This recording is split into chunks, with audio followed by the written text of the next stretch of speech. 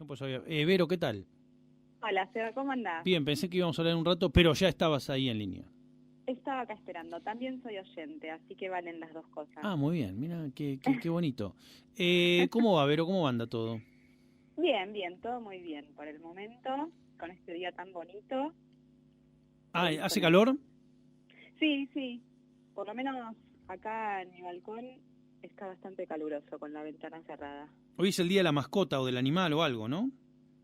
29 de abril creo que es. Sí, sí, exactamente. ¿Le diste alguna recompensa a tu mascota? ¿Alguna preparación especial? No, estoy pensando en comprarle un rascador, porque la verdad que me destroza los muebles. Mm, Me muerde también los libros, eso es lo terrible. ujú. Así que me compré una biblioteca nueva que todavía no llegó, porque ella no quiere que los dos primeros pisos de la biblioteca estén cubiertos. Entonces, próximamente tendrá su dúplex en la biblioteca. Muy Así es. bien. Es la gerente de la casa, es la gata, es así. Y sí. ¿Cómo se llama? Odina, Bien. Bonito nombre. sí. ¿De qué vamos a hablar hoy? Bueno, vamos a hablar de Samantha Schweblin, que me habías dicho que elija una escritora Sí. argentina. Entonces empecé a pensar, estaba entre Samantha Schweblin, Mariana Enríquez, también tenía varias cosas de Ariana Harwicz que me gusta mucho. Sí. Bueno, un montón. Esta semana justo hice un taller con Inés Garland, también pensé en ella, Ujú. pero hacía mucho que no agarraba nada de Samantha Schweblin y dije, bueno, vamos a volver. Así que tuve el placer de releer Siete casas vacías, que es un librazo y me gusta muchísimo. Cada uno de los cuentos está relacionado con una casa, pero sobre todo cada uno tiene un tema diferente. Y empezando por el primero, a mí me conmovió muchísimo cuando empecé a leer este libro. El primero se llama Nada de todo esto y es Ujú. una madre y una hija que van a ver casas y la madre tiene alguna especie de crisis nerviosa y logra entrar en una de esas casas, que es una casa en un country.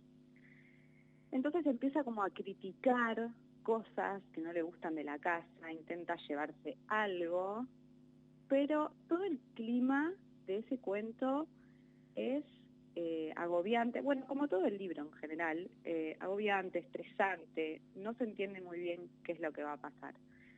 Y a mí me conmovió particularmente porque yo tengo el recuerdo de ir con mis padres a ver muchas casas cuando en realidad no había planes de mudarnos. Y me llegó a ese momento, bueno, no sé, para mi familia se ve que era como una especie de paseo. Íbamos a mirar casas y en realidad no nos íbamos a mudar. Es muy loco eso, entrar en la intimidad de casas que justamente no están vacías, están habitadas, y ver los objetos de las personas. Entonces, bueno, empezando por este cuento, la verdad que es un libro muy, muy recomendable. Tiene algo que a mí me gusta mucho, ella maneja como el punch está al principio. Lo terrible pasa casi al principio Ujú. en muchos de sus cuentos. Que a veces a ella le preguntan en algunas entrevistas qué pasa con eso de los finales abiertos. Y ella dice como, mira, creo que en mis cuentos no hay finales abiertos.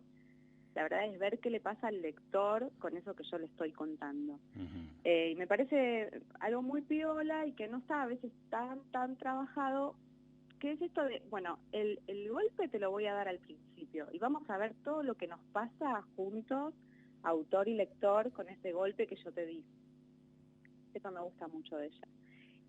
Y después escuché que el otro día hablabas de las cosas que nunca terminan de terminar, Sí, me gustó muchísimo esa expresión. sí, sí, Acá sí, hay sí, un sí. cuento muy largo que se llama La respiración cavernaria y me Ujú. hizo acordar a esto que decías, ¿no? Cómo cuesta a veces para algunas personas simplemente morirse. Algo que hoy en día parece tan fácil o que lo tenemos tan cerca todo el Presente, sí, tiempo. exacto. Eh, bueno, no es siempre así, ¿no? Hay gente a la que de verdad le cuesta mucho irse. Y pensaba un poco en mis abuelas. yo tuve una bisabuela y sus hermanas, que eran 6 hermanas, todas murieron después de los 90 años. Y pensaba en qué locura, ¿no? La mayoría y todas mujeres tenían un hermano varón que se murió mucho. Mueren antes los hombres. Claro, bueno, y todas súper longevas, muchas bordeando la locura, así que, bueno, pensaba en esto, escuché que ella contaba que en su familia muchas mujeres sufrieron Alzheimer, entonces es como que es algo que está ahí rondando, ¿no? Escribir sobre esos miedos. Sí, no, bueno, es que creo que estamos en un momento, hablando de literatura o también de cine, de narrativa en general, donde lo trágico está un poco olvidado.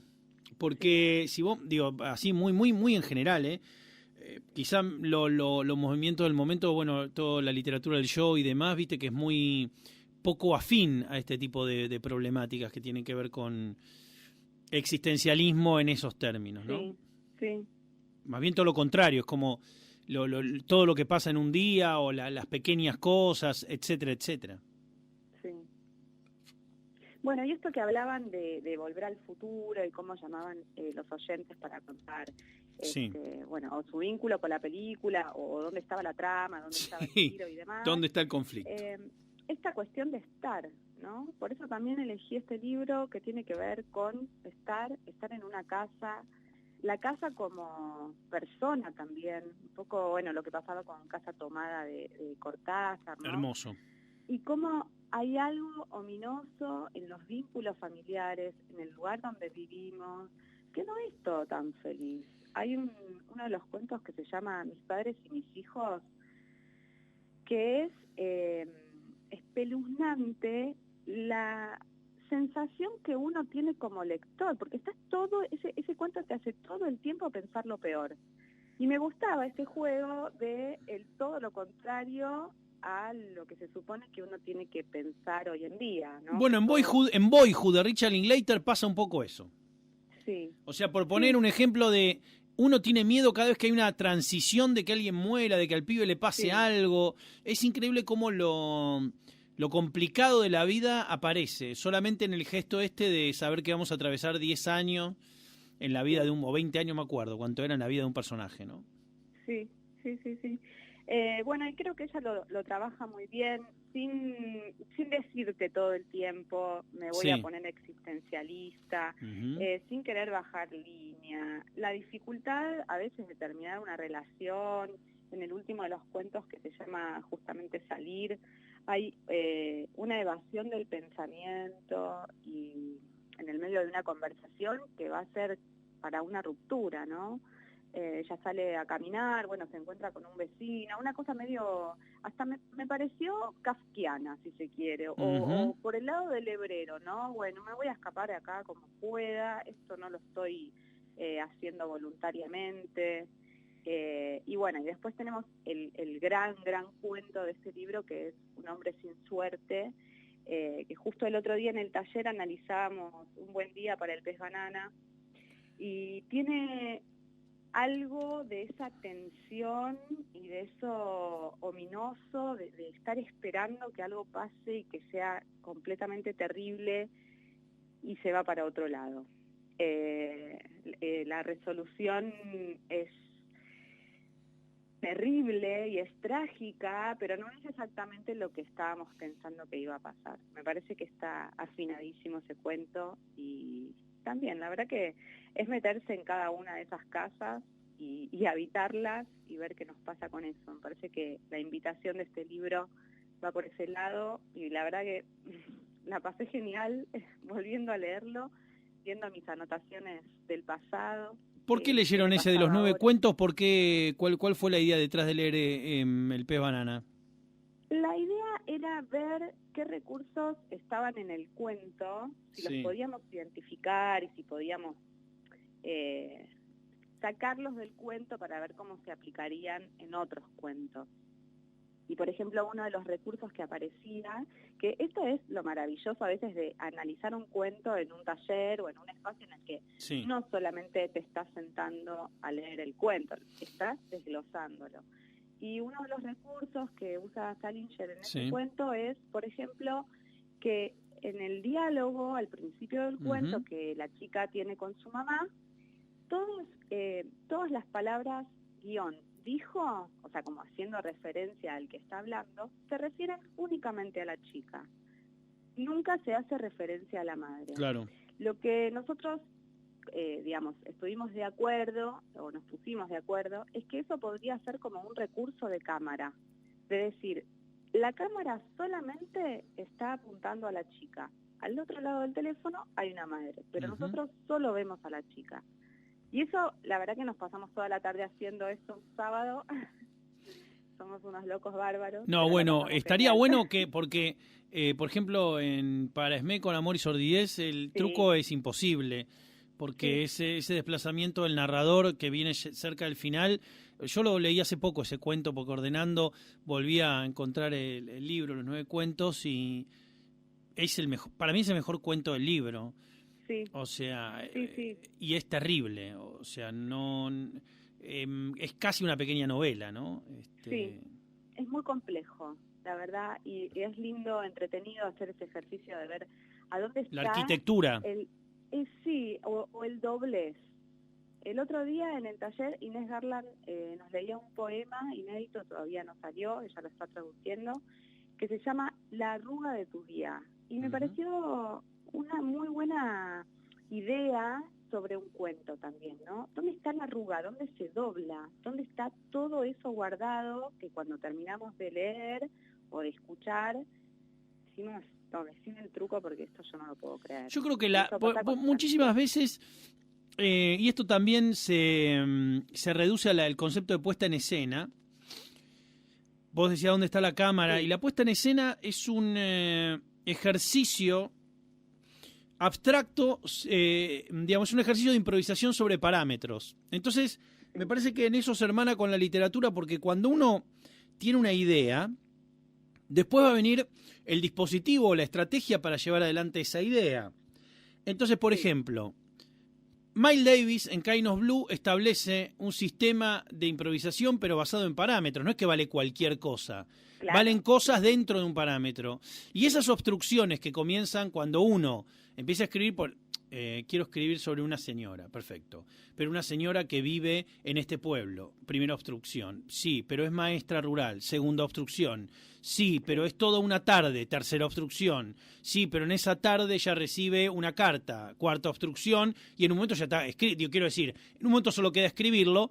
Pero de esa idea germinal al momento de, bueno, era una tarde, ya sabemos todo.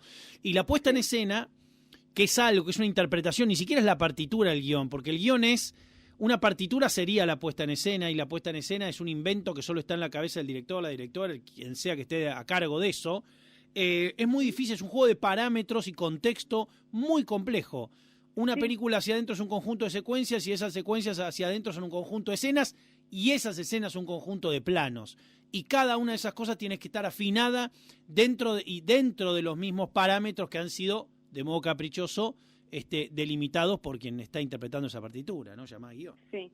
Entonces es muy difícil porque el truco, eso podríamos llamar al truco. ¿Qué obstrucciones se puso Salinger para Esmé o para el pez plátano, no? Sí, sí. Pero es un juego nuestro, si se quiere, de adivinación. Ingeniería inversa, porque nunca no va a poder contestar eso, sí. No, y además, ni siquiera nosotros, suponiendo que estuviéramos 100% acertados en esto que vamos adivinando, podríamos escribir ese cuento o algo similar, solo por agarrar los famosos trucos, ¿no? Es solo... No, y aparte lo seguimos estudiando, y esto ya tiene bastantes décadas, quiero decir, ¿no? Hubiera habido un montón de Catcher in the Rye si fuera tan fácil como ver el truco. Es inagotable, y eso es lo que está buenísimo también, porque es un juego al que podés volver y sorprenderte cada vez. Hay un PDF dando vueltas que tiene todos los cuentos inéditos de Salinger. ¿Y será cierto? No sé, esta semana me llegó una galera prohibida. Me llegó la galera de la novela de Tarantino. No, tremendo. Sí. Entonces me la imprimí, la anillé, son 400 páginas y lo tengo por ahí. Aparentemente se filtró una copia de La Galera que es para prensa, para que ya empiecen a hacer las reviews. Todavía no me senté a leerla, pero sí, voy a leer una novela de 400 páginas escrita por Tarantino. ¿Qué va a ser? Es la novela de Once Upon a Time in Hollywood, ¿eh? Claro, no tiene intimidad, pobre hombre. No, bueno, estos se han liberado para prensa. Ponele que nosotros somos prensa y de alguna manera mis contactos me habilitaron el PDF, así que bueno, después les cuento qué tal. Qué bueno, qué placer. Nos veremos la próxima vez. ¿Con qué podríamos ir? ¿De qué te coparía que hablemos? Podemos hablar de Casas, ¿eh? ¿De Fabián Casas? Sí.